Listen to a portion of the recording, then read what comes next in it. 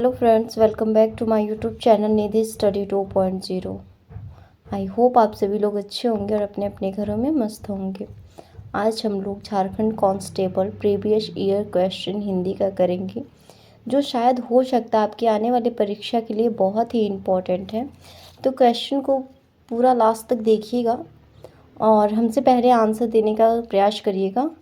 तो बिना किसी टाइम वेस्ट का देखते हैं क्वेश्चंस को।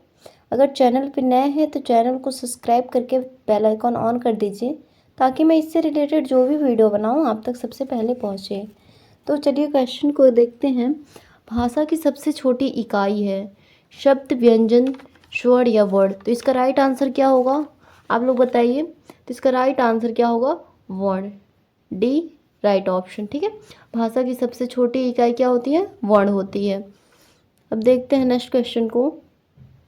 वर्णमाला को कहते हैं, वर्णमाला किसे कहते हैं, ये क्वेश्चन पूछा गया। तो वर्णमाला किसे कहते हैं, वर्डों के व्यवस्थित समूह को वर्णमाला कहते हैं। ठीक है, D will be the right answer. वर्डों के व्यवस्थित समूह को क्या कहते हैं, वर्णमाला कहते हैं। नेक्स्ट, हिंदी किस भाषा परिवार की भाषा है। जो हिंदी शब्द है ये किस भाषा परिवार की भाषा है, आप सभी लोगों को पता होगा। ये बहुत बार पूछा जाता है और हर एक एग्जाम में पूछा जाता है। तो ये किस भाषा परिवार का भाषा है, आप लोग बताइए। तो भारोपीय भाषा will be the right answer, A. ठीक है, ये हिंदी जो है भारोपीय भाषा परिवार का भाषा है। नेक्स्ट, भारत में सबसे अधिक बोले जाने वाली भाषा कौन सी है। तो भारत में सबसे अधिक क्या बोली जाती है, तो आप सभी लोगों को पता होगा हिंदी बोली जाती है। ठीक है, will be the right answer, A. Bharat में सबसे अधिक हिंदी बोली जाती है और हमारी मातृभाषा क्या है, तो संस्कृत है। नेक्स्ट, निम्न में से शुद्ध वर्तनी का चयन कीजिए। उन्नति कैसे लिखा जाता है, ठीक है, उन्नति के बारे में पूछा है। शुद्ध वर्तनी है तो उन्नति कैसे लिखा जाता है, आप लोग बताइए। उन्नति आप लोग लिखिए, तो उन्नति ऐसे लिखते हैं। ठीक है, तो कौन सा है राइट आंसर, क्या है इसका, तो डी। ठीक है, उन्नति ऐसे लिखते हैं हम लोग, तो शुद्ध वर्तनी है। अब नेक्स्ट क्वेश्चन, यह रास्ता दुर्गम है, सावधानी से चले।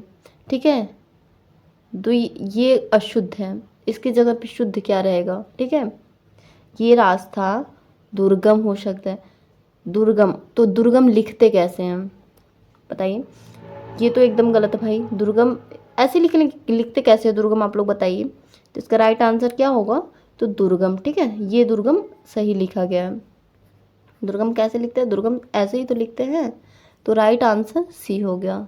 नेक्स्ट, शुद्ध वर्तनी का चयन कीजिए। अभी आपका शुद्ध वर्तनी है अन्वेषण। ठीक है, ये कैसे लिखते हैं, अन्वेषण कैसे लिखते हैं आप लोग बताइए, लिखिए आप लोग बताइए कैसे लिखते हैं। तो ऐसे लिखते हैं। ठीक है, अधनावेषण। ठीक है, तो राइट आंसर ए हो गया। नेक्स्ट, शुद्ध वर्तनी का चयन कीजिए। जानवी कैसे लिखते हैं, शुद्ध वर्तनी से ही आपका क्वेश्चन है, 3-4 क्वेश्चन ऐसे रखे हैं और ये वीडियो पूरा लास्ट तक देखिएगा। हो सकता है कि आपके एग्ज़ाम में इस वीडियो से थोड़ा बहुत तो क्वेश्चन मिल ही जाए। तो चलिए क्वेश्चन को देखते हैं। शुद्ध वर्तनी का चयन कीजिए। तो जानवी कैसे लिखते हैं, जानवी कैसे लिखता है बताइए। तो जानवी इस तरीके से लिखते हैं। ठीक है, सी, जिस तरीके से सी लिखा गया है जानवी सी ऑप्शन में, तो जानवी वैसे ही लिखते हैं। नेक्स्ट, दो वर्ण मेल से होने वाले विकार को क्या कहते हैं। जब दो वर्ण मिल के मेल करके एक नए शब्द का निर्माण करते हैं तो उसे क्या कहते हैं। दो वर्णों के मेल से होने वाले विकार को क्या कहते हैं, हम लोग बताइए। तो ये आप लोग को इसके पहले का वीडियो देखेंगे तो उसमें बताया है। तो इस क्या कहते हैं, तो संधि कहते हैं। संधि विच्छेद आप लोग करते हैं तो दो छोटे छोटे वर्ड मिलके एक नए शब्द बनाते हैं, तो ए राइट ऑप्शन। नेक्स्ट, संधि के कितने प्रकार होते हैं, संधि कितने प्रकार के होते हैं। संधि के बारे में हम पढ़ा चुके हैं। तो संधि कितने प्रकार के होते हैं, 3 प्रकार के होते हैं। ठीक है, कौन कौन से होते हैं ये आप लोग कमेंट बॉक्स में बताइएगा। नेक्स्ट, दयानंद में प्रयुक्त संधि का नाम बताइए। जो ये दयानंद लिखा गया है, ठीक है, इसको संधि विच्छेद करिए और ये इसमें किस संधि का प्रयोग हुआ है, तो इसको बताइए किस संधि का प्रयोग हुआ है। संधि के कितने भेद होते हैं अभी बताया ना, तो ये 3 भेद होते हैं। नेक्स्ट क्वेश्चन पे थे, दयानंद में प्रयुक्त संधि का नाम बताइए। जो दयानंद है इसमें प्रयुक्त संधि कौन सी है? बताइए प्रयुक्त संधि क्या है? जब इसका संधि विच्छेद होगा दयानंद का तो कौन सा संधि इसमें आएगा? गुण संधि, दीर्घ संधि, व्यंजन संधि या यण संधि? इसका राइट आंसर बताइए आप लोग। तो क्या होगा? संधि विच्छेद करिए तो दीर्घ संधि होगा। दया आ नंद, ठीक है, तो दीर्घ संधि होगा बी। नेक्स्ट, कपीश में प्रयुक्त संधि का नाम क्या होगा? तो संधि विच्छेद कपीश का करिए और इसमें से कौन सा संधि होगा? तो दीर्घ संधि होगा। बहुत ही क्वेश्चन कराने हैं इसीलिए क्वेश्चन को फास्ट रखते हैं।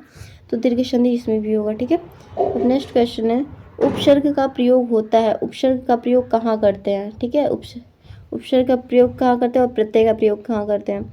तो उपसर्ग का प्रयोग हम लोग किस जगह करते हैं? आप लोग बताइए। तो उपसर्ग का प्रयोग शब्द के आदि में, मतलब शब्द के पहले, ठीक है, शुरू में, और प्रत्यय का अंत में करते हैं, ठीक है। ए राइट आंसर। नेक्स्ट, जो धातु या शब्द के अंत में जोड़ा गया उसे क्या कहते हैं? अभी हम आप लोग को बताया ना, जो धातु या शब्द के अंत में जोड़ा गया उसे क्या कहते हैं? तो प्रत्यय कहते हैं। जो अंत में जुड़ता है उसे प्रत्यय कहते हैं। D right answer. नेक्स्ट, प्रख्यात में प्रयुक्त उपसर्ग बताना है। प्रख्यात में उपसर्ग कहाँ लगता है? तो ये जो प्रख्यात लिखा गया है सबसे पहला शब्द जो अक्षर होगा वही उपसर्ग होगा। तो इसमें उपसर्ग बताइए क्या है? तो प्र, ठीक है, प्र आपका उपसर्ग होगा प्रख्यात में, तो ए राइट आंसर। नेक्स्ट, प्रत्युत्मंत्री प्रयुक्तमंती शब्द में कौन सा उपसर्ग है? प्र, प्रति, प्रयुक्त, इनमें से कोई नहीं, तो क्या होगा? तो बी प्रति, ठीक है, इसमें से प्रत्यय क्या होगा? बी होगा। अब नेक्स्ट क्वेश्चन, देखो क्वेश्चन क्या है, दो अथवा दो से अधिक शब्दों से मिलकर बने हुए शब्द सार्थक शब्द को क्या कहते हैं? जो दो या दो से अधिक शब्द बनते हैं उन्हें हम क्या कहते हैं? तो इसका आंसर आप लोग बताइए। तो समास कहते हैं, ठीक है, बी राइट ऑप्शन। ये आप लोग के एग्जाम में पूछा गया क्वेश्चन है। नेक्स्ट, समास का शाब्दिक अर्थ होता है। समास का शाब्दिक अर्थ क्या होता है? तो इसका आंसर क्या होगा? संक्षेप, ठीक है, संक्षेप, ए राइट आंसर। नेक्स्ट, निम्न में से कौन सा पद अव्ययी भाव समास है? तो अव्ययी भाव समास क्या है?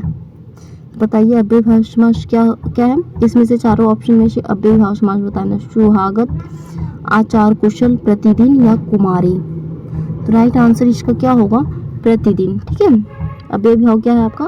प्रतिदिन हो गया। नेक्स्ट, जिस समास में उत्तर पद प्रधान हो, ठीक है, यहाँ पे उत्तर पद प्रधान और क्या साथ में ही पूर्व पद प्रधान हो, पूर्व पद भी आपका प्रधान हो, तथा उत्तर पद में विशेषण विशेष्य का संबंध भी होता है, तो कौन सा समास कहलाता? क्या दिया आपका? उत्तर पद प्रधान और पूर्व पद प्रधान, और विशेषण में विशेष्य का संभवत भी होता है, तो उसे क्या कहते हैं? तो उसे क्या कहते हैं? तो कर्मधारय कहते हैं, ठीक है, कर्मधारय समास, बी राइट आंसर। नेक्स्ट, जो पहले कभी ना हुआ हो उसे क्या कहते हैं? बताइए। तो जो पहले कभी ना हो उसे क्या कहते हैं? तो अद्भुत कहते हैं, ठीक है, अद्भुत, बी राइट आंसर। नेक्स्ट, जो कहा ना जा सके, जिसे हम कह नहीं सकते हैं, उसे क्या कहते हैं? तो अकथनीय कहते हैं, ठीक है, जो कहा ना जा सके उसे अकथनीय कहते हैं, ए राइट आंसर। नेक्स्ट, समय की दृष्टि से अनुकूल, समय की दृष्टि से अनुकूल को क्या कहते हैं? समयानुकूल, समयानुकूल, ठीक है, डी राइट आंसर। नेक्स्ट, जो सब कुछ जानता हो, ये तो हर एक एग्जाम में पूछा होगा, आप सब लोगों को जुबान पे होगा इसका आंसर, तो उसे क्या कहते हैं? सर्वज्ञ कहते हैं, ठीक है। अज्ञ किसे कहते हैं? जो कुछ न जानता हो, ठीक है, उसे अज्ञ कहते हैं। नेक्स्ट, आसमान पर चढ़ाना का अर्थ बताइए, मुहावरा आ गया आपका। तो आसमान पर चढ़ाना, इसका आंसर क्या होगा आप लोग बताइए। तो अत्यधिक प्रशंसा करना, ठीक है, अत्यधिक प्रशंसा करना, डी राइट आंसर। नेक्स्ट, आँख की किरकिरी होना, इसका अर्थ बताइए। आँख की किरकिरी होना, तो उसे क्या कहते हैं? जैसे आपके आँख में कुछ चुभ रहा है, कोई इंसान चुभ रहा है, वो जाहिर सी बात है आप उसे नफरत ही करेंगे, ठीक है। तो अप्रिय लगना, ठीक है, अप्रिय लगना, ए राइट आंसर। नेक्स्ट, लाल पीला होना, इसका भी आप लोगों को आंसर पता होगा, लाल पीला होना तो इसका कहते हैं क्रोध करना, ठीक है, क्रोध करना, बी राइट आंसर।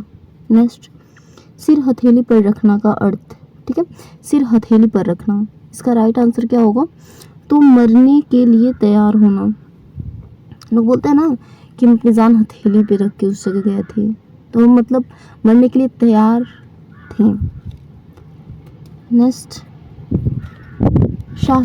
हिंदी साहित्य के आरंभिक काल को आचार्य रामचंद्र शुक्ल ने क्या कहा था, ठीक है, हिंदी साहित्य के आरंभिक काल को आचार्य रामचंद्र शुक्ल ने क्या कहा था, वीरगाथा काल कहा था। ये किसने कहा था वीरगाथा काल, आचार्य रामचंद्र शुक्ल ने, सी राइट आंसर।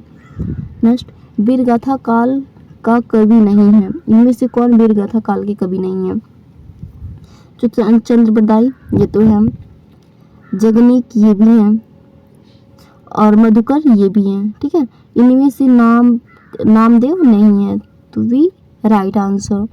आई होप आप लोगों को ये सेशन अच्छा लगा। अगर सेशन थोड़ा भी अच्छा लगा हो तो प्लीज़ चैनल को सब्सक्राइब करके बेल आइकन ऑन कर दीजिए और एक प्यारा सा कमेंट करना ना भूलें। Thank you. जय हिंद, जय भारत।